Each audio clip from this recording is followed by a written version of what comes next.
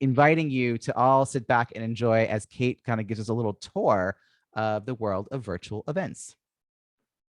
Thank you so much. That was very kind. I greatly appreciate it. And I'm so excited to be here. I've been looking forward to this since Robbie and I talked. So um, I wanted to, Robbie, mentioned all the things that we do that are different. And that's, that conversation really was what brought this all about. So I am called upon and have been in the last decade to just hop into any platform. So many different clients call and say, "Hey, do you know how to do this, or can you do that?" And to me, at this point, having had a decade of experience in virtual producing, I find it really to be a matter of just hopping into a platform and locating what does what, where, how. Okay, mark that, and just acclimating, getting quickly acclimated with just the variance in buttons, the variance in functionality, and then saying yes, yes. 2021 for Kate has really been a year of the yes. I'm taking on new things and trying new things, and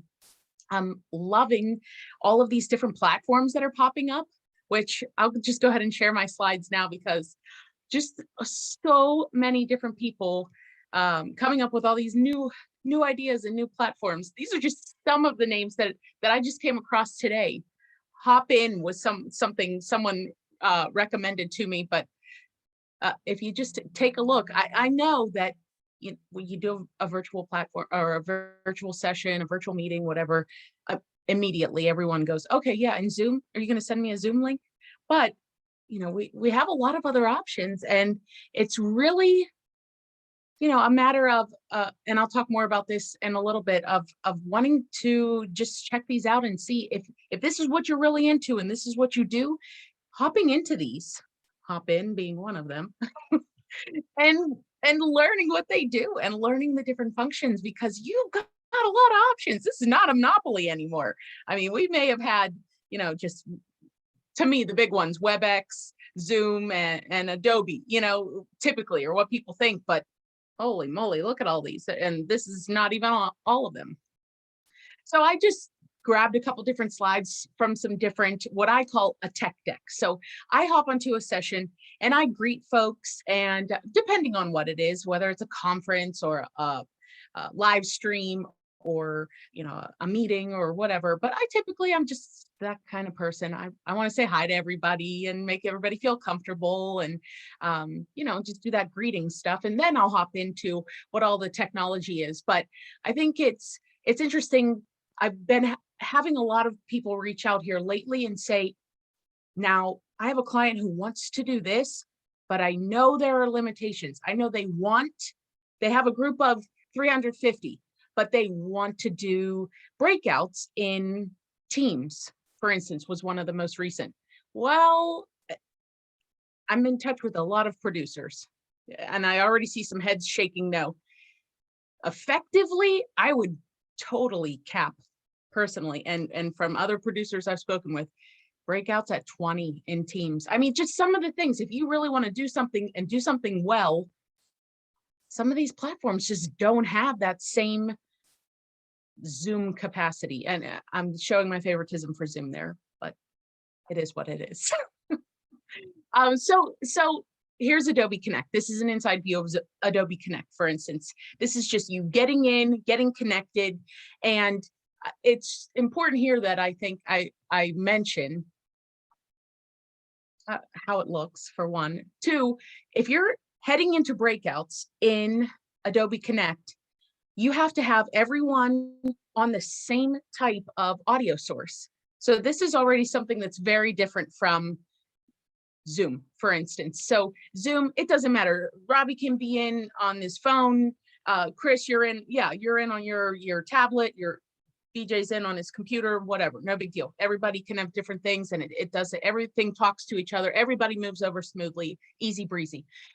This, however, everyone needs to be, as a producer, I need to say, okay, who's all in via phone? Okay, who's all in via computer audio?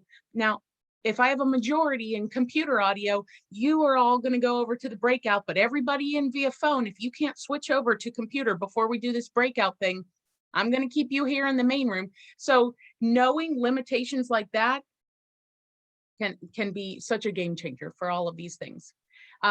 So if you're familiar, Zoom, always on the tip of my tongue.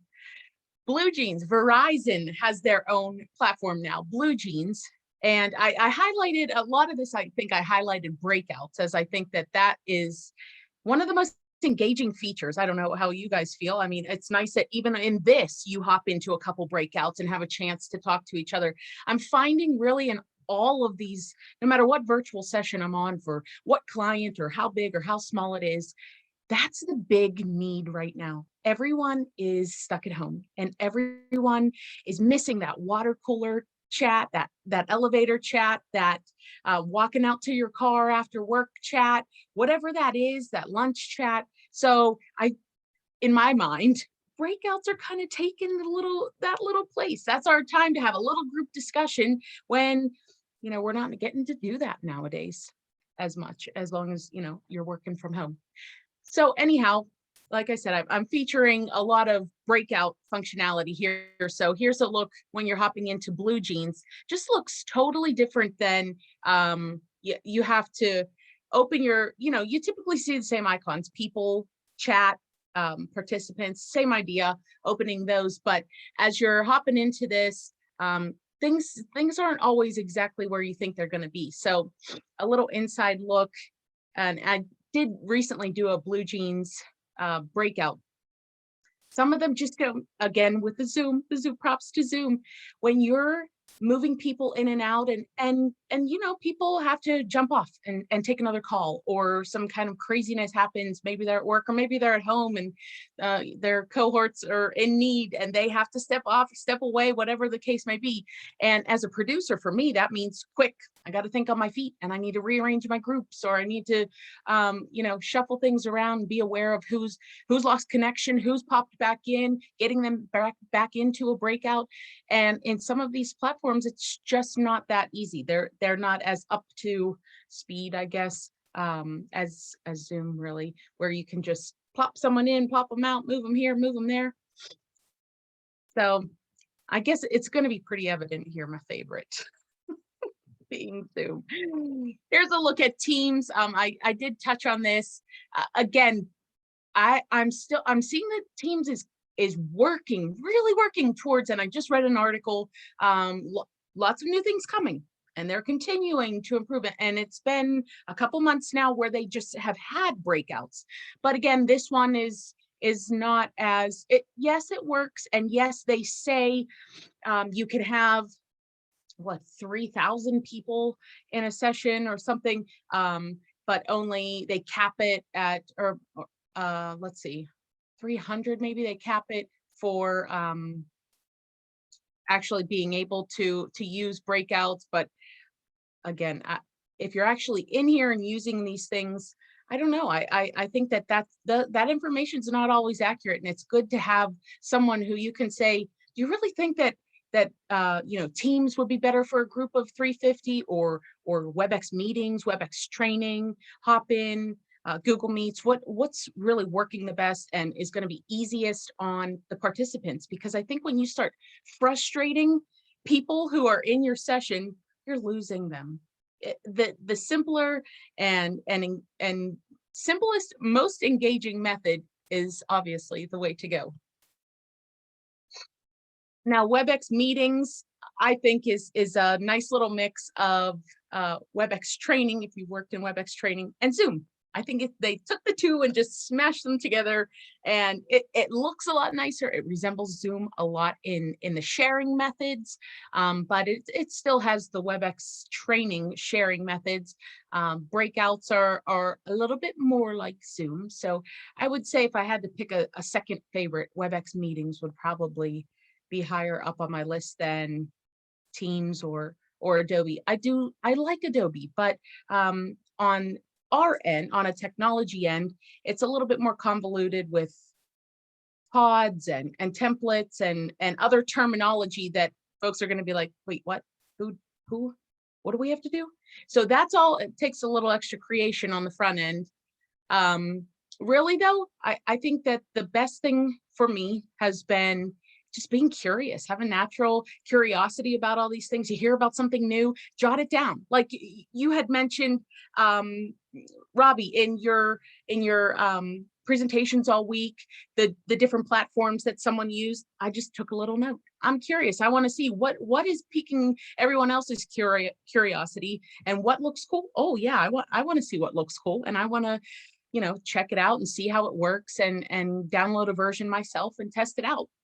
So that's really been the name of my game, asking around what's new. Okay, can I download a free version and play with it? Can I have some folks on and test it out and see what all the functionality is, try some different things and figure out what works, what doesn't, and just play around with all the buttons, create my own polls, create my own breakouts, and test those things out so that I can be a resource. I want people to be able to come to me and say, now, didn't you say WebEx meetings, or was that WebEx training? And how many people did you say effectively do this or do that? And how does that work? And what's an ATP file again? So that's it. I really don't know if that was, I didn't pay attention to the time. Forgive me. It just started rattling things up. Um, if you have any questions, or I just threw this on there at the end thinking that if you had a question or two, it might be a good hold slide.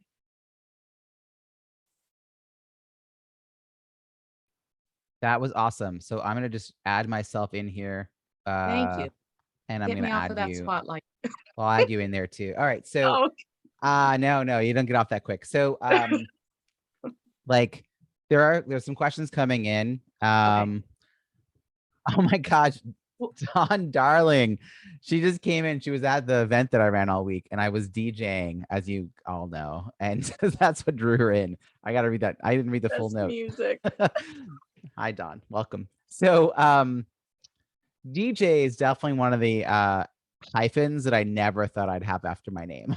Oh, So, Kate, this is actually really helpful to me, and like it almost opens more questions in some ways. And I want to give people time to write some questions. We're going to get into those other breakout rooms, which I'll explain in a moment. And when we get back, we'll hop into more Q&A. But I think that, the fact that you took us on a quick tour using breakout rooms was a really good way to do this. Because of course, like you have to compare some kind of apple, like apples to apples. What are we comparing here? And it does feel like some of these tools are more like Red Delicious. Some are okay. They're like yeah. Gala, and some are like my Honey Crisp, like really good. Right. Mhm. So Yeah. I actually am so into Honey Crisp that my galas taste a little bit like Red Delicious right now. Because I'm just so into the good stuff. And so I think that that's like when you get used to things being easy and then you have to figure it out. I mean, do you think that there's the part around the producer everything figuring it out, but you also think that Zoom sometimes is a better option because your participants already are familiar, and why make them work harder? Like, should there be a Yes. real reason to switch platforms? Like, and can you think of something that another platform does better than Zoom that you'd be like, here's an example why I would suggest using, I don't know, Blue Jeans because they do an excellent job with X?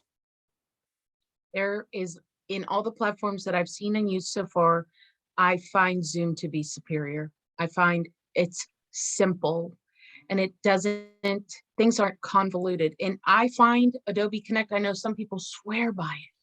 I find it convoluted. Why would I want to put in extra effort into making templates of something that I can just pop up anyway?